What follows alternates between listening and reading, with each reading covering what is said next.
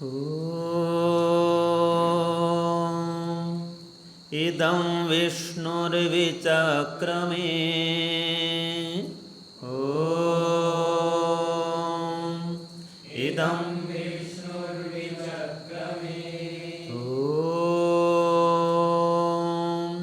इदं विष्णुर्विचक्रमे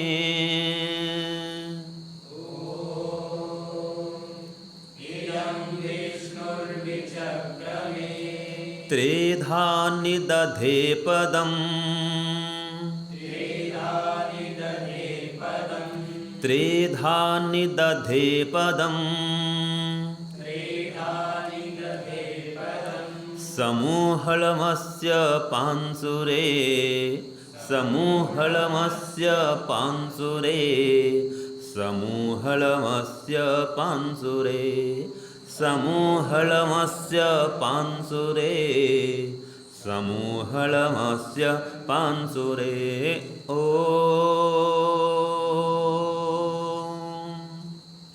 इदं विष्णुर्विचक्रमे बोलिए ॐ इदं विष्णुर्विचक्रमे त्रेधा निदधे पदम् समूहलमस्य पांसुरे समूहलमस्य पांसुरे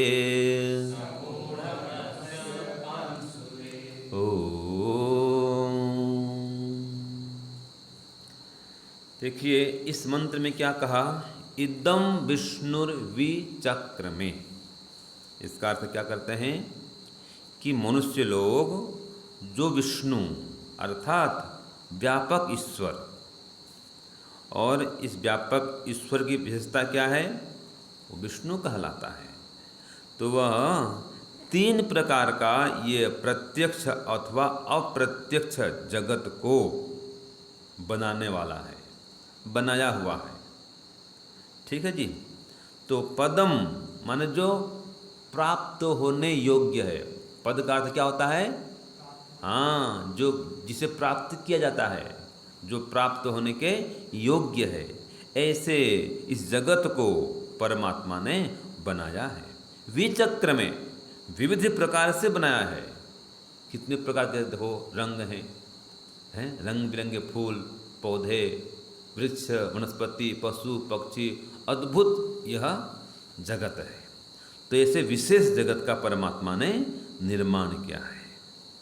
तो ये प्रकृति और परमाणु आदि के पद व अंशों को ग्रहण करके अवयव सहित इस संसार का परमात्मा ने निर्माण किया है। माने इसके कई अवयव हैं, तो अवयव सहित इस संसार का निर्माण किया है। और इसी प्रकार से शरीर का भी निर्माण किया है। तो शरीर और संसार दोनों का परमात्मा निर्माण करता है। विचक्र में विशेष प्रकार से इनका वो निर्माण करने वाला है।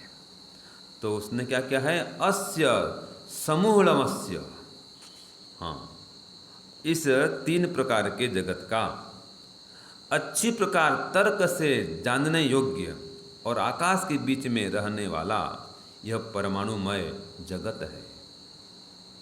माने जो सब समूहों का झुंड है, या क्या कहना चाहिए, ढेर है, अवयवों का, परमाणुओं का ढेर है। ये जगत क्या है, ब्रह्मांड क्या है, प्रकृति के परमाणुओं से निर्मित है। विशाल झुंड है, विराट झुंड है, ढेर है कहना चाहिए। तो ये जो विशाल विराट ब्रह्मांड है, इसका निर्माण करने वाला कौन है, विष्णु परमात्मा। और निर्माण करके इन सब में व्याप्त भी है। फिर कहा पांसुरे, जिसमें उत्तम उत्तम मिट्टी आदि पदार्थों के अति सूक्ष्म कण रहते हैं, उनको भी आकाश में निदधे धारण किया हुआ है। यहाँ पर कहा है इसको विदधे भी कहा है, मतलब धारण क्या है। तो आकाश में भी सूक्ष्म परमाणु हैं, सूक्ष्म कण हैं। तो परमात्मा को एक अर्थ होगा निदधे, निरंतर धारण किया हुआ है। और अगर कह दे विदधे तो विशेष रूप से धारण किया हुआ है, अर्थात धारण किया हुआ है। ये मुख्य बात है। तो इसका भावार्थ क्या लिखते हैं स्वामी दयानंद कि परमेश्वर ने इस संसार में 3 प्रकार का जगत रचा है। ये है त्रिधा, त्रिधा 3 प्रकार का। किस प्रकार का? अर्थात एक तो पृथ्वी रूप जगत है ये, दूसरा अंतरिक्ष जो आकाश में रहने वाला त्रस रेणु रूप जगत है, और तीसरा प्रकाशमय सूर्य आदि जो लोक हैं। ये 3 प्रकार के जगत का परमात्मा ने निर्माण किया है। तो एक तो ये भूलोक, दूसरा अंतरिक्ष लोक बीच का, इसको ऊपर का बोलते हैं द्यूलोक। अंतरिक्ष लोक में और द्यूलोक में क्या अंतर है? ये तो हमारा भूलोक, ठीक है, पृथ्वी लोक। इसके ऊपर का जो हिस्सा देखना आसमान बोलते हैं आप इसको, आसमान, ये क्या है? अंतरिक्ष लोक है। और इसके जो ऊपर का जहाँ सूर्य चंद्र हैं, इसके ऊपर वो क्या है? द्यूलोक। जैसे द्यूस्थानी बोलते हैं ना, त्रिस्थानी, सबसे ऊपर का, चमकने वाले, जहाँ सब ये ग्रह नक्षत्र हैं। और ये बीच का जो हिस्सा है जहाँ पर ये हवाई जहाज उड़ता है, वो है अंतरिक्ष लोक। प्लेन भी बहुत ऊंचा उड़ता है, ठीक है जी, बादल के ऊपर उड़ता है हवाई जहाज, वो क्या है? अंतरिक्ष लोक है। आकाश, जहाँ अवकाश है, अवकाश है, हम उसको आसमान बोल देते हैं, बोलते ना आसमान, तो आसमान तो है, वह अंतरिक्ष, वो आसमान। उसके ऊपर का जो हिस्सा है वो है द्यूलोक। तो भूलोक और अंतरिक्ष लोक और द्यूलोक, 3 प्रकार के लोकों का परमात्मा ने निर्माण किया है, और वो इनका आधार बना हुआ है। क्यों? इसका धारण भी वही करता है, तीनों लोकों का वो धारण करने वाला है। तो इस प्रकार से ये जो जगत है, इसमें कहा है उसको प्राप्त होने वाले जगत को पदम, ये अर्थ क्या है? पदम का अर्थ है पर क्या? ये द्विलोक और ये अंतरिक्ष लोक और ये भूलोक, ये तीनों कैसे हैं? प्राप्त होने के योग्य हैं, प्राप्त होने वाले हैं, माने व्यक्ति वहाँ पहुँच सकता है। हाँ, स्पष्ट कहते हैं, प्राप्त होने वाला जगत है ये तीनों। अर्थात चंद्रमा भी आप जा सकते हैं, ये प्रमाण मिल गया, और भी जो ग्रह नक्षत्र वहाँ पहुँच सकते हैं।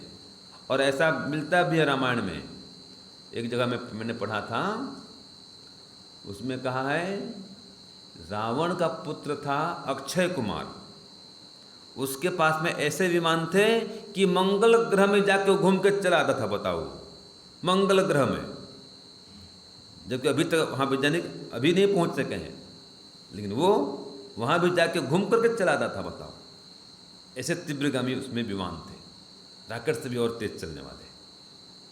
तो इस प्रकार से ये प्राप्त होने वाले जगत को परमात्मा ने निर्माण किया है। और इस जगत में क्या है? ये अणु परमाणु का ये ढेर सब विद्यमान है। तो इनमें से जो आकाश है, आकाश में वायु है, ऊपर में क्या है? वायु है। और वायु भी क्या है? वहाँ भी क्या है जी? परमाणु तो है ना भाई, वायु में सब में परमाणु भर पड़े हैं। तो ये 5 सूर्य, ये सब परमाणुओं का ढेर इस जगत में विद्यमान है, भरा हुआ है। तो ईश्वर के बिना ऐसे विशेष जगत को बनाने वाला और धारण करने वाला कोई भी नहीं है। यह अर्थ इसका मुख्य है। जो वेद का अर्थ यह है कि विष्णु परमात्मा ने इस जगत का विचक्र में निर्माण किया है, और त्रेधा 3 प्रकार के जगत को बनाया है, और धारण भी क्या हुआ है? निदधे, निरंतर धारण क्या हुआ है? और ये पदम है, प्राप्त होने के योग्य है। तो प्राप्त होने योग्य जगत को परमात्मा ने विशेष प्रकार के बना करके धारण किया हुआ है। और इसमें यह अणु परमाणु का समूह जो है अत्यंत सूक्ष्म कण के रूप में विद्यमान है। ये तो मुख्य अर्थ हो गया, ठीक है। इसका भाव मैंने आपको बता दिया। अब इसके आधार पर लोग वो वामन अवतार की कल्पना करते हैं, जबकि उसमें कोई ठोस प्रमाण नहीं है, लेकिन इसके आधार पर क्यों विष्णु ये आ गया, और त्रेधा निदधे पदम ये भी आ गया। तो इसके आधार पर कि विष्णु परमात्मा ने 3 पद से क्या किया? उसको बलि राजा को धरती में दबा दिया। सुनी कहानी आपने कभी इसकी कथा? क्या है, जो बलि राजा था वो सत्ययुग में हुआ था, है ना? सत्ययुग में वो बहुत दानी था, हाँ धार्मिक था, दानी था, ठीक है। भले ही असुर कुल में पैदा हुआ था और उनका था या असुर कुल का कुलगुरु कौन होता है? शुक्राचार्य। तो ये अश्वमेध यज्ञ करता था। तो कहानी है भाई, कथा है। तो ये नियम क्या है, जो 100 अश्वमेध यज्ञ पूरा कर लेता है वो इंद्र के पद को प्राप्त कर लेता है। तो इसका यज्ञ बढ़ते बढ़ते अब 100 होने वाला था। तो 100 होते ही जो इंद्र जो बना हुआ है उसका पद क्या होगा? गिर जाएगा, वो नीचे आएगा, ये वहाँ पहुँच जाएगा, माने उसका जो इंद्र पद है वो समाप्त हो जाएगा और बलि राजा इंद्र पद में आरूढ़ हो जाएगा। तो इंद्र को चिंता होती है, इंद्र को, वो आता है विष्णु भगवान का, भगवान भगवान मेरी रक्षा करो, ये बलि राजा तो इंद्र बन जाएगा, ये 100 अश्वमेध यज्ञ पूरा कर रहा है और रक्षा करो मेरी। ऐसे कथा है, कहानी है, ये कोई सत्य नहीं है, ठीक है जी। तो विष्णु बोलते हैं क्या करूं कि भाई कोई उपाय करो, ये बलि राजा तो मुझसे छीन लेगा मेरे सिंहासन पद को, इंद्रासन को छीन लेगा। तो ये उपाय करते हैं कि ठीक है मैं कोई उपाय करता हूँ, और फिर वो वामन अवतार धारण करते हैं, ठीक है जी, छोटा सा, और छत्र लिए हुए उसके रात दरबार में पहुँचते हैं। भिक्षाम देहि, विष्णु क्या बोलते हैं? भिक्षाम देहि। छत्री है और पैर में खड़ाऊ है और ब्रह्मचारी का ड्रेस है, पंडित जी का ड्रेस है, कमंडल पकड़े हैं, कमंडल है, छाता है, ठीक है, और लगते कि पंडित जी लगते हैं, ब्रह्मचारी वटुक ब्राह्मण लगते हैं, यह ड्रेस में आ गए। तो देखे महाराज, प्रणाम महाराज प्रणाम, कहिए क्या कैसे आना हुआ? उन्होंने कहा मुझे भिक्षा चाहिए। तो हाँ जरूर दूंगा, मांगिए, क्या क्या मांगते हैं? उन्होंने कहा संकल्प करो पहले कि आप जो मुझे देंगे संकल्प करिए। तो हाँ संकल्प करता हूँ। तो शुक्राचार्य कहते नहीं नहीं संकल्प मत करो, मत दो, ये आपको ठगने के लिए आया है, ये कौन है आप जानते नहीं, मैं इसको पहचान गया हूँ, विष्णु है, छलिया है, ऐसे लोग बोलते हैं उसको, इसको आप मत दो। नहीं कोई भी हो मेरे द्वार में आया है तो मैं तो उनको दूंगा ही दूंगा, जो मांगने वाले मैं दूंगा। तो संकल्प कर लेता, हाँ आप जो कहो मैं दूंगा। तो ये है त्रिधा निदधे पदम, 3 पाद जमीन मांगते हैं वो, और 3 पाद जमीन में उसको जमीन में दबा देते हैं। तो क्या होता है? तो बोलते हैं कि भाई मुझे तो 3 पर अब जमीन दे दो, 3 कदम 3 पाद। उन्होंने कहा महाराज और कुछ मांगो, 3 पाद जमीन में क्या होगा, ऐसे अब छोटे से हैं, बामन थे छोटे से हैं, और बड़ा कुछ मांगो, ठीक है, ये 3 पैर क्या जमीन मांग रहे हैं आप?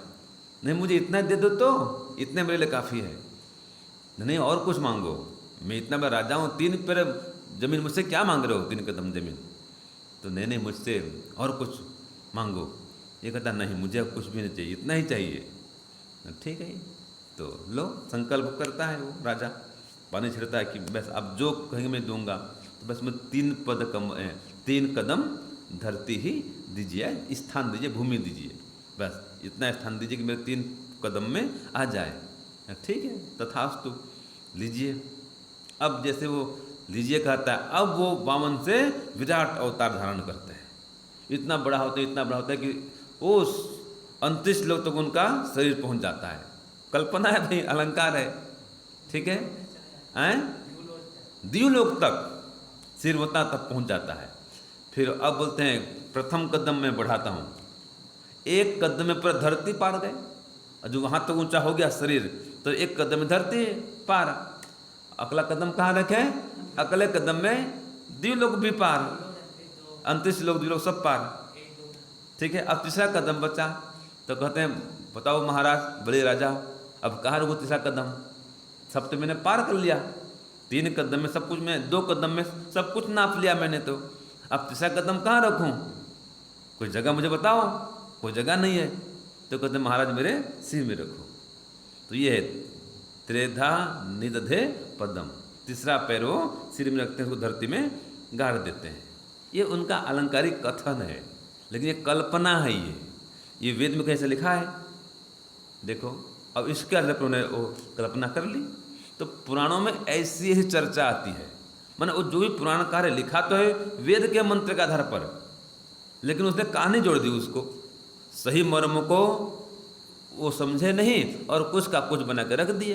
और सुनने को अच्छा लगता है, बोलने को सुनने को अच्छा लगता है, ये देखने को अच्छा लगता है टीवी में, और ये जो सही अर्थ है ये क्या लोग समझेंगे, है कि नहीं है। यहाँ तो कहा है कि विष्णु परमात्मा ने 3 प्रकार का जगत बनाया है, और तीनों कैसे है, पदम माने प्राप्त होने योग्य है।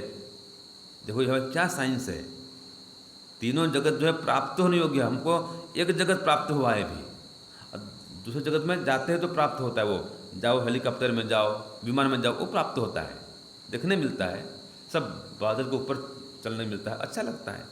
उसके जो ऊपर है द्व्यूलोक में कहाँ गए हैं, अभी तो कोई नहीं गया है, अभी कोई पहुँचा वर्तमान काल में द्व्यूलोक में अभी हम नहीं गए। हाँ, जो वो लोग गए हैं जो चंद्रमा में गए थे, कौन थे वो, नील आर्मस्ट्रांग और एल्डिन कौन थे ना, वो कल्पना चावला लोग गए थे, ठीक है। जन सामान्य वहाँ नहीं पहुँच सकता है, तो यहाँ पर तो ये स्पष्ट कर दिया, देखो वो प्राप्त होने योग्य है वो स्थान भी, माने वहाँ भी जा सकता है आदमी।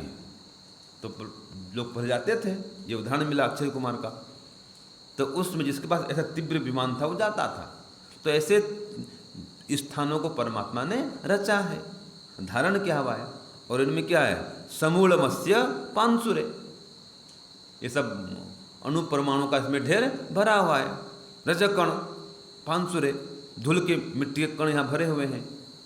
तो आकाश में जो नीला क्या दिखता है आपको, आसमान में नीला क्या दिख रहा है जी, वही कण है, धूल मिट्टी पानी, इसके कण तो भरे पड़े हैं। देखो वेद में कह दिया इसको कि अंतरिक्ष में ये है, तो वेद में सब कुछ है, लेकिन इस अर्थ को, इस मर्म को लोग नहीं जानते, नहीं समझते, और इसकी जगह और कोई कल्पना कर लेते हैं, है ना। एक मंत्र और भी आता है इसी प्रकार से, उसमें क्या आता है देखो, त्रीणि पदा विचक्रमे विष्णुर्गोपा अदाभ्यः अतो धर्माणि धारयन्, अतो धर्माणि धारयन्।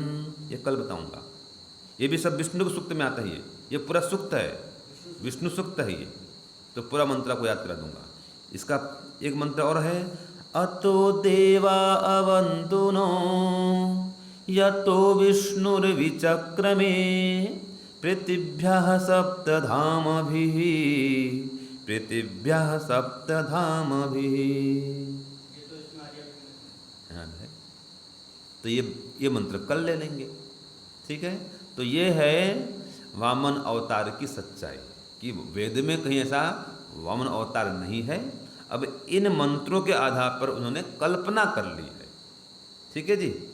तो ये तो वेद के और व्याकरण के विरुद्ध अर्थ हो कर देते हैं, पता नहीं कहाँ से खोज के कैसे अर्थ कर लेते हैं, पता नहीं, अद्भुत बात है कि नहीं, अद्भुत बुद्धि उनकी। इसलिए कहा है जहाँ न पहुँचे रवि वहाँ पहुँचे कवि। वो कवि हैं, वो लोग कथाकार हैं, कहाँ से बुद्धि चलती है और वो निकाल लाता है कहानी, ठीक है जी। तो इस प्रकार से उनके भी कथा कहानी का आधार तो कोई है, ऐसा नहीं है, लेकिन वो सही अर्थ से कहीं दूर निकल जाते हैं वो लोग, और कहीं कि वहाँ अच्छी बातें भी हैं, वहाँ शिक्षा भी है, ऐसा नहीं है। पुराणों में बहुत सारी अच्छी शिक्षाएं भी हैं, अच्छी बातें भी हैं, लेकिन ऐसे वेद के सही अर्थ को वो प्रकट करने में चूक जाते हैं। ये है जैसे उक्षा दाधार पृथ्वी। अब उक्षा मन क्या होता है, सूर्य, जो सूर्य है वो धरती को, भूमि को धारण करता है, वो आधार है, सूर्य है। अब उक्षा का माने बैल भी होता है, उन्होंने उक्षा अर्थ बैल कर दिया, वो तो वेद में है। उक्षा दाधार पृथ्वी, वेद का मंत्र आता है ये कि उक्षा ने पृथ्वी को धारण किया है। अब उक्षा माने बैल भी होता है, उक्षा माने सूर्य भी होता है, तो वो सही अर्थ को लिए नहीं, उल्टा अर्थ ले लिए कि बैल के सिंग पर धरती खड़ी हुई है, और उसकी भी कहानी बना दी, ठीक है। ऐसे शेषनाग के फन पर धरती खड़ी है, वही उन्होंने बना दिया। अरे भाई कहाँ शेषनाग पर धरती खड़ी है, हाँ विशेषनाग किस पर खड़ा होगा। तो शेष माने जब सब कुछ समाप्त हो जाएगा, फिर भी सब कुछ समाप्त होने के बाद में जो बचे वो शेष है, वो परमपिता परमात्मा, वही शेष रहते हैं। निराकार ब्रह्म हो तो शेष का अर्थ तो ये होता है, वो शेष का अर्थ शेष नाग कर दिए। तो ऐसी ऐसी उल्टी कल्पना वो कर लेते हैं। हाँ हाँ, शिव पे बोलते हैं, तो शिव किस पे है? हाँ, क्षीर सागर में बोलते हैं। ठीक है, वो उनकी तो कल्पना बड़ी विचित्र है। हाँ हाँ, कैलाश पर्वत उनकी विचित्र कल्पना है, मतलब वो, ठीक है, समझ से परे है। हाँ, लेकिन इतना जरूर है कि कैलाश पर्वत में शिव नाम के योगी हुए थे, ये सच्ची घटना है। हाँ, और विष्णु नाम के राजा भी हुए थे। उत्तर भारत में उनका राज्य था, ये अलकापुरी बोलते हैं, हरिद्वार उनका तो स्थान है, ये हरि का द्वार है वो। तो वो राजा भी हुए थे विष्णु, तो विष्णु नामक राजा भी हुए थे, शिव नामक योगी भी हुए थे, और ब्रह्मा नामक ऋषि भी हुए थे, जो चारों वेदों जाता वो ब्रह्मा। तो ब्रह्मा विष्णु शिव शंकर ये सब हुए थे। और आज भी नहीं है क्या? आज शिव का नाम नहीं है किसी का? आज भी है ना। विष्णु नाम है कि नहीं है? आज भी नाम विष्णु का है। तो क्या विष्णु नाम उनसे वो परमात्मा हो गए क्या? नहीं है ऐसा। तो उसमें भी शिव नाम के लोग थे, विष्णु नाम के राजा भी थे, लेकिन वो परमात्मा नहीं थे। अब उन राजा को परमात्मा कहा दिया गया, ये गड़बड़ है। हाँ जी,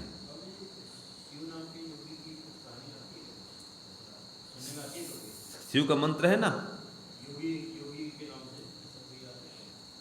वो देखना पड़ेगा। लेकिन स्वामी दयानंद ने लिखा है उपदेश मंजरी में, इतिहास विषय में, कि कैलाश में शिव नाम के योगी राजा हुए थे और विष्णु नामक राजा भी हुए थे, वो लिखते हैं उपदेश मंजरी में है। तो हमारा क्या इतिहास को जला दिया गया ना। वो नालंदा है, तक्षशिला है, ये कितने कितने महीने तक जले हैं। पुस्तकालय महीनों तक जले हैं, पुस्तकें हमारी, तो सब इतिहास तो खत्म हो गया हमारा। अब कहाँ से मिले? जो महीनों तक पुस्तक जला दिया गया हो, तो बताओ कितना बड़ा हमारा साहित्य वो नष्ट कर दिए। वो तो बच्चा खुचा हम देख रहे हैं बस। ठीक है जी, पूरा थाली भर के भोजन होता है, उसमें से हमको 2-4 दाने ही मिल रहे हैं बस सब भोजन तो खत्म कर दिया गया। जो आत्मा का ज्ञान का भोजन था वो जला दिया गया। इसलिए ये सब, इसलिए ये जो पुराण का जो ये इतिहास है, इसलिए ऐसा अलंकारिक रूप में हमको खाली मिलता है। सत्य जो तत्व है वो तो चला गया और खाली इसे अलंकार रूप में मिल गया। क्यों? जो सच्चाई थी ये छुप गई, और वो भी लोग खोज भी नहीं कर पाए और इतना विद्वान भी नहीं हो सके। अब वेद को पढ़ने के लिए समाधि बुद्धि चाहिए। अब इसके अर्थ को स्वामी जी ने खोला, हम कहाँ खोल पाते? स्वामी दयानंद ने जो खोल दिया उसको पढ़ के तो हम बोल पा रहे हैं। और अगर कोई सामान्य विद्वान बोले भी, लिखे भी, अर्थ करे भी, तो वो बुद्धि नहीं आएगी। जो समाधि बुद्धि से जो अर्थ आता है वो सामान्य बुद्धि से अर्थ नहीं निकल सकता है। तो वेद को समझने की समाधि बुद्धि चाहिए। अगर केवल मंत्र पढ़ के अर्थ करना चाहे तो, और ऐसे तो अर्थ हम कर सकते हैं, देख के बोल सकते हैं, लेकिन केवल मंत्र सुन कर अर्थ करना और सही अर्थ करना, ये तो समाधि बुद्धि चाहिए। तो जो वो कौन था, वो सायण, महिधर, उवट, खैयट, ये सभी भाष्यकार हुए वेद के। हाँ, उवट भी, खैयट भी, महिधर भी, सायण भी, ये भाष्य हैं। हाँ, कैयट, ये सब भाष्यकार हुए हैं। रावण भी आता है, रावण भाष्य भी आता है, रावण भाष्य भी वेद का है। लेकिन ये समाधि बुद्धि वाला नहीं होने से गड़बड़ होता है इनमें। तो सायण जी तो कोई आते हैं सायण भाष्य, तो सायण जी कोई समाधि तो थे नहीं, योगी थे नहीं, तो जो अर्थ निकला व्याकरण का वो कर दिए। जैसे मैंने कहा उक्षा माने बैल भी होता है, बैल भी कर दिए। वो बुद्धि नहीं लगा पाए भाई, यहाँ पर बैल के सिंह में कैसे धरती माता खड़ी होगी, पृथ्वी कैसे खड़ी होगी? तो वो बुद्धि उनकी नहीं चल सकी। क्यों? समाधि बुद्धि नहीं थी। तो इसलिए जो 52 अवतार है ये भी एक कल्पना है, लेकिन वेद के अनुकूल ये नहीं है, क्योंकि परमात्मा का अवतार नहीं होता है। मत्स्य अवतार बोलते हैं, कच्छप अवतार, वराह अवतार हैं, कुर्म हो तो कच्छप बोलते हैं, कुर्म माने कच्छप, मत्स्य अवतार, कच्छप अवतार, वराह अवतार, नृसिंह अवतार, फिर 52 अवतार आता है। हैं? हाँ जी, हाँ, मोहिनी बोलते हैं, विष्णु का मोहिनी अवतार बोल देते हैं। हाँ, ऐसे बोल देते हैं। वो उसको असुर को मारने के लिए वो मोहिनी का रूप उन्होंने धारण कर लिया। वो क्या अवतार नहीं है वो, लेकिन रूप न लिया, मोहिनी का रूप लिया बोलते हैं वो। ये सब कल्पना है ये। तो नृसिंह अवतार, 52 अवतार, फिर राम कृष्ण अवतार, मत्स्य अवतार भी आता है। सबसे पहले मत्स्य आता है, हाँ पहले मत्स्य आता है, फिर कूर्म मैंने कश्यप या कच्छप या कूर्म एक ही बात है। तो हाँ कछुआ अवतार बोलते हैं।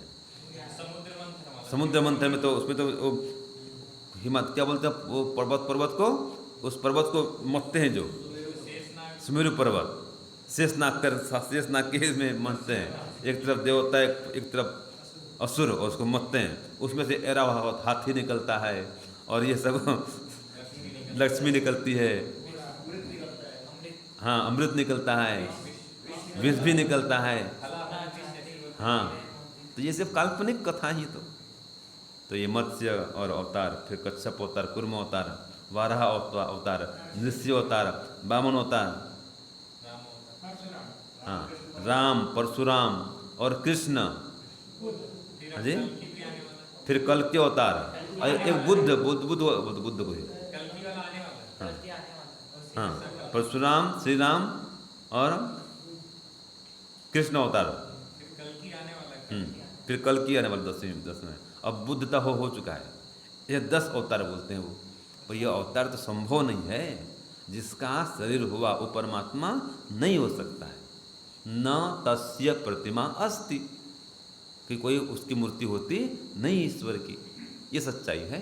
तो लोग नहीं समझने से वेद को ऐसा अनर्थ कर लेते हैं, और इस प्रकार से अलंकारिक कथा से लोगों को, हाँ बस लोगों का क्या करते हैं, मनोरंजन करते हैं, और लोग को अच्छा लगता है भी है, हाँ वो चल रहा है काम ऐसे। तो सार क्या निकला, 52 अवतार कोई परमात्मा का अवतार वास्तव में वेद के अनुसार नहीं है। ये जो है ये इसका मंत्र है। तो परमात्मा ने ये 3 प्रकार के जगत को बना दिया है। ये जगत प्राप्त होने के योग्य है। लोग कहते हैं दर्शनीय, जो देखने योग्य होता है उसको लोग कहते हैं। लोग क्रियदर्थने धातु से लोग बनता है, तो देखने योग्य है वो। तो ये पदम माने प्राप्त होने योग्य है, इसलिए मोक्ष पद वही प्राप्त होने योग्य है। ब्रह्म पद, ओम पद वो प्राप्त होने योग्य है। तो पद माने प्राप्त होने के योग्य, राजा का पद है प्राप्त होने योग्य है, ठीक है। ऐसे प्रधानमंत्री पद है, मुख्यमंत्री पद है, सब पद है, पद माने प्राप्त होने के योग्य। तो इस प्रकार परमात्मा ने इस जगत को निर्माण किया है, 3 प्रकार के जगत को। इसमें अणु परमाणु भरे हुए हैं जी, जो आंख से दिखते भी नहीं है ना। पदम न दृश्यते, ये पद जो दिखता नहीं है, स्पष्ट कर दिया। तो इस प्रकार से परमात्मा ने इन सब का निर्माण किया है, और इसमें वो व्याप्त भी है। तो वो विष्णु परमात्मा सर्वत्र व्यापनशील है, लेकिन शरीर से रहित है। ये इसका सार है। ओम शांति ओम श्रम। सबको सादर नमस्ते जी।